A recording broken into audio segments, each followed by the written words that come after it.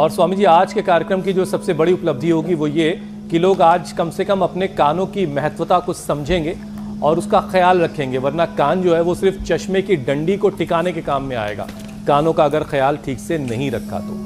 बहरहाल स्वामी जी देखिए, जी जी जी स्वामी जी, अलका याग्निक जी के जो मामले में डॉक्टर्स का मानना है कि उनके कानों की नसों में वायरल इन्फेक्शन हुआ है और इससे कान की नसों में सूजन आ जाती है और सूजन की वजह से न्यूरॉन्स कंडक्ट करना बंद कर देते हैं, जिससे sudden acute sensory neural hearing loss हो जाता है। और ये वायरल इन्फेक्शन क्या है स्वामी जी, जरा ये भी समझाइए। और अगर किसी को हो जाए तो क्या वो रिवाइव कर पाएगा, कर सकता है? वायरल इन्फेक्शन होने पर कर सकता है, लेकिन पूरा एक मिथ, एक झूठ, एक पाखंड फैला रखा है कि एलोपैथी वालों के पास में इसका ट्रीटमेंट नहीं है, वो केवल स्टीरॉइड देते हैं। स्टीरॉइड माने ड्रॉप के तौर पर भी देते हैं, स्टीरॉइड के इंजेक्शन भी कान में लगा देते हैं। हमने तो कान में ये जो लगाए थे एक्यूपंक्चर के, ये हमारा वाला जो कार्यक्रम था, ये तो बाहर से हमने सुई लगाई खाली, ज़रूरत होने पर उसमें थोड़ा इलेक्ट्रिक करंट भी पास करते हैं, थोड़ा थोड़ा जितना सहनीय होता है, 25, 30, 50 वोल्ट अधिकतम। लेकिन वो स्टीरॉइड डालते हैं ड्रॉप के तौर पर, स्टीरॉइड का इंजेक्शन लगाते हैं, स्टीरॉइड अंदर से खिलाते हैं। स्टीरॉइड जो है वो सॉल्यूशन 99% केसेस में नहीं होता है, फिर भी पागलपन में स्टीरॉइड दिए जाते हैं। अरे जब हमारे पास में उसके आयुर्वेदिक विकल्प है, हमारे यहाँ सारी वाद्यावती, चंद्रप्रभावती, सिराजी रसायन में पहले बोला करता था, और कितने लोगों के कान के पर्दे के छेद, कान के अंदर के पर्दे का फ्लूइड, अंदर का ये पूरा फंगल, वायरल, किसी भी प्रकार का इन्फेक्शन, और अंदर के कान के अंदर की हड्डी गल गई थी, अंदर की नसें सूख गई थी जिनकी, उनको भी हमने अच्छा किया है। तो इसके लिए ना ये एयरग्रिप वटी और ड्रॉप बेस्ट है। कर्णपुर जो हमारे यहाँ सदियों से किया जाता था, तो आज हमारी कोशिश होगी कि हम जमेरे में आप किसी को सर्दी जुकाम बुखार हो तो भाई बूंदाबांदी की आवाज़ें स्वामी जी हमें मिल रही हैं। बरसात आ चुकी है जी और हम तो वर्षा योग कर लेंगे। हाँ, तो रेन योगा बड़ा ज़बरदस्त होता है। हम तो सोच ही रहे थे, कई दिन हो गए नहाए हुए बरसात में, तो दाता दाता सुख वर्षा, तो वर्षा के साथ में अपने सुख बरसा रहे हैं। तो ऐसे प्रकृति के संग रहेंगे ना, तो पहले ये सुनने की दिक्कतें नहीं आती थी। तो एक बात और, हमारे यहाँ शास्त्र में कहा, भद्रम कर्णेभिः शृणुयाम देवा भद्रम पश्येमाक्षभिर्यजत्राः। अच्छा सुनना चाहिए। जो हम एक तो पोल्यूशन, एक जो अलग अलग प्रकार की अनवांटेड ध्वनियाँ हमारे कानों में गूंजती रहती है ना, वो बिना जो है ईयरबग के, बिना हेडफोन के, बिना और तमाम तरह की चीज़ों के, और भी मैंने कहा डीजे आदि। हम यहाँ हरिद्वार में रहते हैं, तो अभी सावन का महीना आने वाला है, 1 किलोमीटर दूर तक धरती दहलती है, माने डीजे से बहुत ज़ोर से बजाते हैं, तो सड़क के किनारे के मकानों के शीशे फूट जाते हैं। देखा है, जब शीशे फूट सके तो तुम्हारा कान का पर्दा क्यों नहीं फूटेगा। और मैं यूके में गया तो देखा एक घर के शीशे फूटे हुए थे हीथ्रो एयरपोर्ट के पास। बोले जी हमने जो है ना वो सामान्य वाले कांच लगा लिए, जहाज की आवाज़ से फूट गए। तो जब तेज आवाज़ कोई एरोप्लेन करता है, ये डीजे की तेज आवाज़ होती है, तो कांच के शीशे तक फूट जाते हैं मोटे मोटे।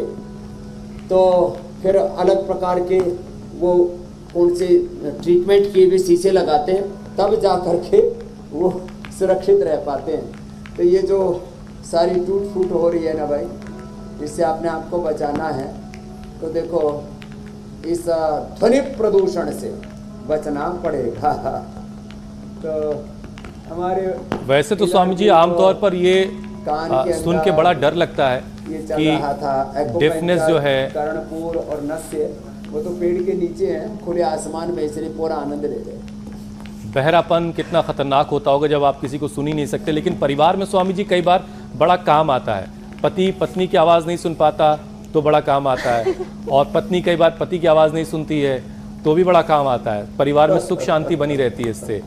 बहरहाल स्वामी जी अगले विषय की तरफ बढ़ते हैं अब जरा। आजकल ये देखा जा रहा है स्वामी जी कि डेफनेस जो एक बीमारी एक तरह की है, वो 70 साल में कभी पहले के वक्त में नजर आती थी, अब वो बड़ी कम उम्र में लोगों की जिंदगी में नजर आने लगी है। 40 से 50 की उम्र में ये दिख रही है। मतलब ये हुआ कि अर्ली सेंसरी न्यूरो डेफनेस के केसेस बढ़ रहे हैं। तो स्वामी जी आप कई बार ग्रीवा संचालन, विपरीत करणी, अधोमुखासन, शून्य मुद्रा जैसे योग बता चुके हैं। तो आज जरा एक बार फिर से स्टेप बाय स्टेप समझाइए इससे कानों को कैसे और कितना फायदा मिलता है। तो देखो, जब ऐसे करते हैं तो कानों में एक लिक्विड भरा होता है और उसी से ही हमारा बॉडी का बैलेंस भी बनता है, उसी से हम ठीक से सुनाई भी देता है। कानों के अंदर भी एक लिक्विड रहता है, नाक के अंदर भी एक सहज लिक्विड रहता है, फेफड़ों के अंदर भी एक सहज लिक्विड रहता है। वो उसकी मात्रा बहुत कम या ज़्यादा हो जाए तो ये सारी प्रॉब्लम्स होती हैं। तो ये गर्दन को आगे पीछे झुकाना, दाएं बाएं झुकाना, दाएं बाएं घुमाना, फिर ये गोल गोल घुमाना, ऐसे ये साधारण सी प्रक्रियाएं लगती है देखने में, लेकिन ये बड़ी ज़बरदस्त होती है। कोई ऐसे बहुत ज़ोर से अचानक घुमा दे तो चक्कर आकर के गिर सकता है। और फिर वर्टिगो की प्रॉब्लम भी बहुत लोगों को हो जाती है। वर्टिगो की प्रॉब्लम का सर्वाइकल स्पोंडिलाइटिस भी कारण है, स्ट्रेस भी कारण है, और एक कान का फ्लूइड भी उसका कारण बनता है, कर्ण रोग भी इसका कारण बन जाते हैं। तो ये जो साधारण से उपाय हैं इनको ऐसे करना, और फिर सर्वांगासन आधा कर लो तो विपरीत करनी, और थोड़ा उष्ट्रासन आधा कर लो, ऐसे कितना पूरा। तो ये बेटियां करेंगी। चलो बेटा साक्षी जी, माया जी, ऐसे इतना तो ऐसे, और पीछे और आगे ऐसे झुकने वाले। ये अभ्यास करने से पूरा रूपांतरण हो जाता। तो ऐसे इतना। और फिर देखो, जिनको बीपी है, जिनको शुगर है, और जिनको मोटापा, जिनकी लो इम्यूनिटी है, उनके ऊपर ये बहुत ज़्यादा नाजुक जो प्रकृति के हैं, अलग अलग प्रकार की एलर्जी की प्रॉब्लम्स हैं, उनको ये प्रॉब्लम ज़्यादा रहती है। तो बीपी शुगर वालों को एक तो मंडूकासन, वज्रासन में बैठ के, दूसरा पद्मासन में बैठ के योगा मुद्रासन, ये दो,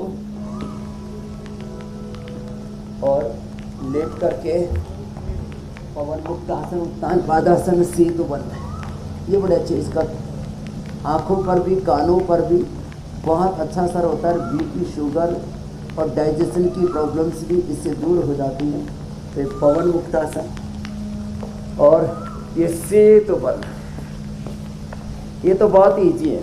थोड़ा अभ्यास करने के बाद उत्तान पादासन भी इजीली हो जाता है। तो